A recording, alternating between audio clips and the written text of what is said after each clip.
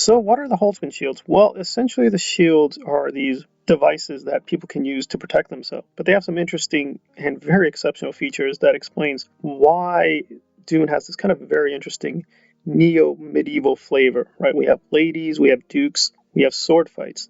And technically in Star Wars we have the same thing, right? We have princesses, we have knights, we have lightsaber battles, and also we have no explanation why people do fights without armor. Why do droids have shields at certain points in the story and other points they don't have shields? So the world building in Star Wars is very erratic in terms of the lethality of the lightsabers as well as how people protect themselves generally. But Frank Herbert really took the time to think this thing through, and the shields provide a lot of excellent answers. There are some problems, there are some paradoxes, and we'll get to those, but let's outline the basic features. So you have the shield, and it protects you mainly from projectile weapons. So laser guns and rifles and guns are neutralized.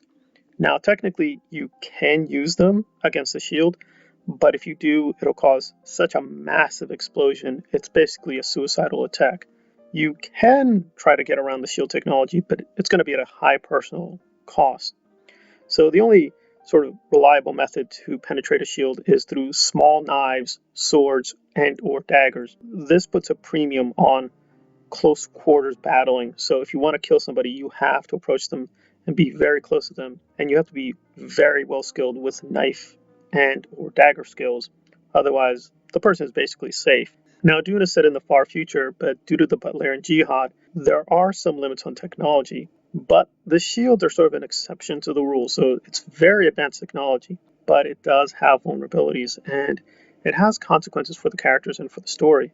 So, for instance, when Paul is fighting Jameis, he has a lot of problems at first, even despite his huge amount of training, because he's used to fighting opponents who have shield technology.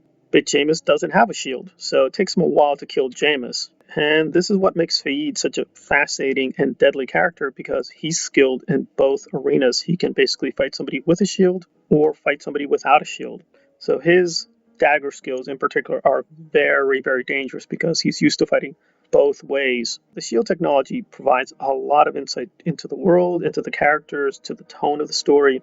It does a lot of work in a short amount of time. So overall, a very brilliant construct, and it works very well with the Butlerian Jihad and the larger mythology. So what is the problem? On the one hand, overall, it's very well done, it's very well constructed. But you do have some questions because Frank Herbert clearly studied military history in a much more serious way than George Lucas did, but some problems remain. So I'll go through three major ones. The most obvious one are spears.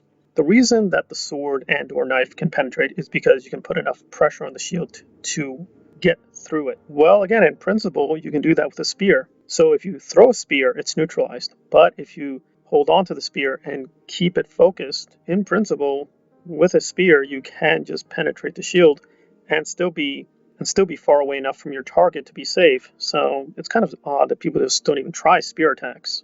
Another option is to train an animal. Like for instance, a rhino. You could in principle train a rhino to ram a shield or even penetrate the shield and kill someone. A third option is kind of a born option. In other words, you can attack somebody with a long range weapon, but you commit suicide. Well, in Dune, brainwashing is possible, so why can't you just brainwash a kind of Jason Bourne agent, and the agent will commit suicide, but you get rid of your target? Now, the voice is not an easy thing in the Dune universe, so it's not like the Bene Gesserit can just tell someone to, hey, commit suicide, take this gun and commit suicide. But in principle, if the Bene Gesserit had a human subject for years and years and years, you'd think they could do it. They could just have a catchphrase or a code word to activate somebody to make a suicidal attack. In principle, you can get around the shield defense just brainwashing somebody to do a suicidal attack. So that's, again, why isn't that tried at least a few more times? That's kind of strange. So there are some paradoxes with the shield technology. It's very powerful. It makes a lot of sense. It works for the most part. Most of the questions are answered. Like the rhino thing is not a big problem in the first novel just because of the natural environment. But in the subsequent novels, you do think, couldn't you train certain animals to get around the shields? So overall, the world building with the shields is very strong. It's very powerful.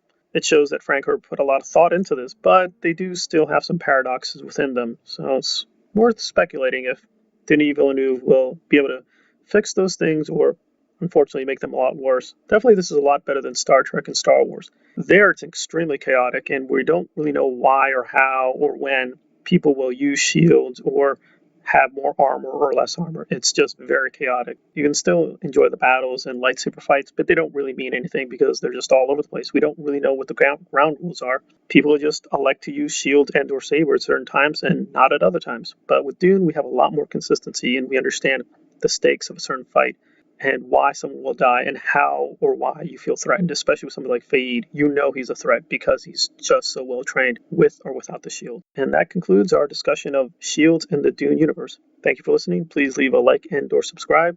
Please drop comments below. Thanks for listening.